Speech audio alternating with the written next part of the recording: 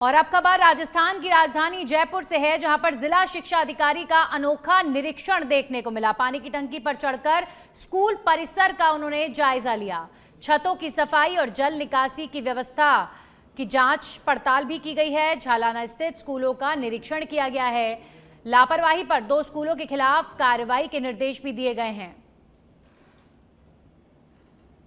तो जैसे जैसे बारिश का मौसम अपनी ओर बढ़ता हुआ नजर आ रहा है, आपको याद होगा पिछले साल बारिश के मौसम में ही स्कूल की छत गिरने का मामला सामने आया था और उसके बाद अब राजधानी जयपुर में जो प्रशासन है वो एक्टिव मोड में नजर आ रहा है और स्कूलों की जांच पड़ताल की जा रही है।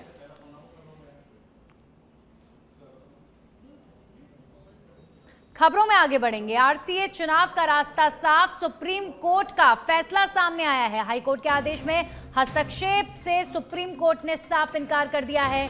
अतिरिक्त मुख्य सचिव भास्कर एस सावंत बने रहेंगे प्रशासक। 3 महीने में निष्पक्ष चुनाव कराने के निर्देश दिए गए हैं। 29 जुलाई तक चुनाव कार्यक्रम पेश करने का आदेश जारी किया गया है। तो हाईकोर्ट के फैसले पर सुप्रीम कोर्ट ने हस्तक्षेप करने से किया इनकार। 3 महीने में निष्पक्ष चुनाव कराने के निर्देश दिए गए हैं।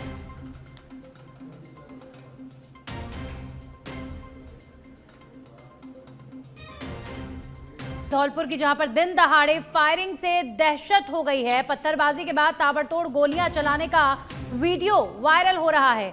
कोटला मोहल्ले में 2 पक्षों के बीच हुआ विवाद। फायरिंग से इलाके में फैली दहशत, लोग घरों में दुबकने को मजबूर। पुलिस अभी फिलहाल पूरे मामले की जांच में जुटी हुई है। तो धौलपुर में दहशत फैलाने वाले इन लोगों का ढंग से इलाज होना चाहिए, क्योंकि कानून को अपने हाथ में लेते हैं ऐसे लोग। 2 पक्षों का विवाद था और अपने निजी विवाद के चक्कर में धौलपुर की सड़क पर दहशत फैलाने का काम इन लोगों ने किया है। लोगों की सुरक्षा के साथ खिलवाड़ करने का काम इन लोगों ने किया है। हाथ में लाठी डंडे लेकर, हाथ में गन लेकर ये लोग हमला करते हुए नजर आए। ऐसे लोगों के खिलाफ सख्त कार्रवाई होनी चाहिए। दिन दहाड़े फायरिंग से धौलपुर के इस इलाके में दहशत का माहौल फैल गया है।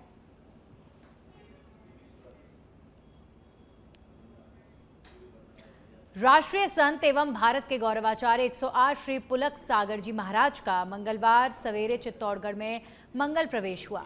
इस दौरान विभिन्न धर्मों के प्रतिनिधियों, सामाजिक संगठनों, जनप्रतिनिधियों, श्रद्धालुओं और नगरवासियों ने पुष्प वर्षा, माल्यार्पण कर उनका स्वागत किया। आचार्य श्री के सानिध्य में गांधीनगर स्थित मांगलिक धाम में ज्ञान गंगा महोत्सव का आयोजन किया जा रहा है।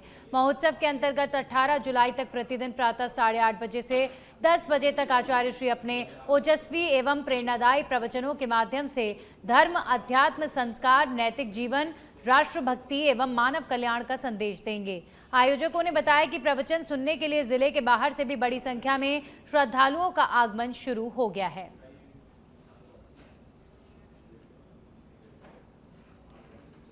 बाड़मेर के बायतू से खबर है, जहां पर उपजिला अस्पताल की बदहाल व्यवस्थाओं पर उठे सवाल। दवा, सिरिंज और एक्सरे सुविधा के अभाव का आरोप लगाया जा रहा है। मरीजों को मूलभूत स्वास्थ्य सेवाओं में भी परेशानियों का सामना करना पड़ रहा है। अस्पताल प्रभारी की कार्य प्रणाली पर सवाल खड़े हो रहे हैं और व्यवस्थाओं में सुधार की मांग तेज हो गई है।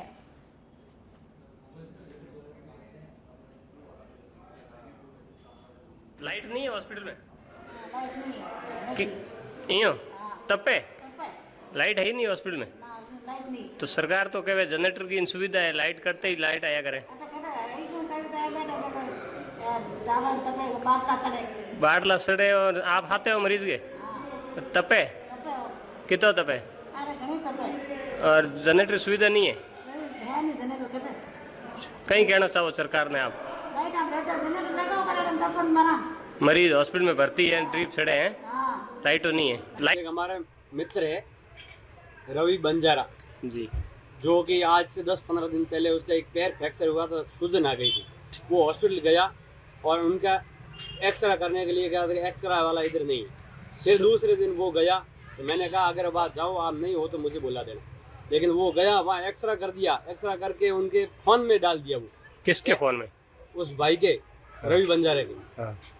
वो हमारा मित्र पड़ोसी है। अच्छा, एक्सरे का फोटो फोन में भेजा? हाँ, फोन में भेज देते हैं कि इस पे देखेंगे डॉक्टर। नहीं तो एक्सरा फिल्म प्रिंट करके आपको एक्सरा नहीं दिया? वो कहे कि प्रिंट काटने के लिए जाओ डॉक्टर से बात करो, डॉक्टर के पास जाते हैं, डॉक्टर क्या है इधर के वो सही नहीं है, मशीन के अंदर डालने के लिए नहीं है। कितने टाइम से ये समस्या है? ये 3 महीने से लगभग, पहले भी होगी, हमारे पड़ोसी के कोई काम पड़ा 3 महीने से मैं ये बात कर रहा हूँ। आम जन को और पब्लिक को जो उप जिला अस्पताल की सुविधाएं मिलनी चाहिए वो नहीं के बराबर मिल रही है और लोगों को खामियाजा भुगतना पड़ रहा है। रही बात आपकी जो एक्सरे की बात की आपने कि मोबाइल पे भेजना पड़ता है, फिल्म दिखाई नहीं जाती है, तो ये बड़ी खेद की बात है कि मरीज को इस प्रकार की सुविधा अगर अस्पताल में नहीं मिलती है तो इससे बढ़कर मेरे हिसाब से असुविधा के लिए ब्लॉक स्तर की जो मेडिकल्स की बात करें मेडिकल के क्षेत्र में, तो इससे बड़ी खेद की और दुर्भाग्य की कोई बात नहीं हो सकती। हालात ये है कि अस्पताल कैमरामैन को कहूंगा कि अस्पताल के जो इंचार्ज है डॉक्टर नरेंद्र चौधरी, वो पिछले 3 दिनों से यहाँ नहीं है। जो चैम्बर बंद पड़ा है, मैं ग्राउंड रिपोर्ट से उस पर जा कर रहा है, तो 3 दिनों से डॉक्टर का चैम्बर बंद पड़ा है, पूरा लॉक दिया हुआ है, लाइटें बंद है। जिम्मेवार व्यक्ति अगर अस्पताल के अंदर नहीं ध्यान दे तो हालात किस वक्त है ये जनता जानती है। राजेंद्र बेरियाल। वहीं प्रतापगढ़ जिले की कृषि उपज मंडी में लंबे समय से व्याप्त अव्यवस्थाओं को लेकर मंगलवार को किसानों का गुस्सा फूट पड़ा। भारतीय किसान संघ के नेतृत्व में बड़ी संख्या में किसानों ने मंडी प्रशासन के खिलाफ विरोध प्रदर्शन किया और मंडी के मुख्य गेट पर ताला लगा दिया। आंदोलित किसानों ने मंडी अधिकारी उज्जवल जैन को ज्ञापन सौंपा। ज्ञापन में मंडी परिसर में व्याप्त विभिन्न समस्याओं, गंदगी, कचरे के ढेर, पेयजल जैसी मूलभूत समस्याओं के शीघ्र समाधान की मांग की। किसानों ने 7 दिन में व्यवस्थाओं में सुधार न होने पर आंदोलन शुरू करने की चेतावनी दी है।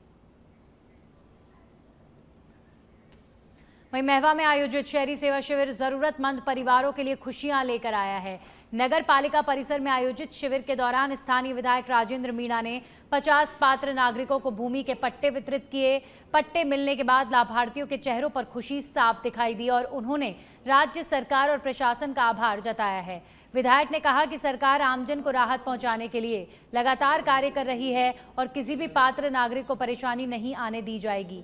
उन्होंने भविष्य में भी ऐसे शिविरों के माध्यम से पट्टों का वितरण जारी रखने का भरोसा दिलाया है। इस दौरान उपखंड अधिकारी प्रेमराज मीणा, नगर पालिका के अधिशासी अधिकारी राजेश कुमार मीणा समेत अन्य अधिकारियों ने लोगों की समस्याएं सुनी हैं और कई प्रकरणों का मौके पर ही निस्तारण किया है।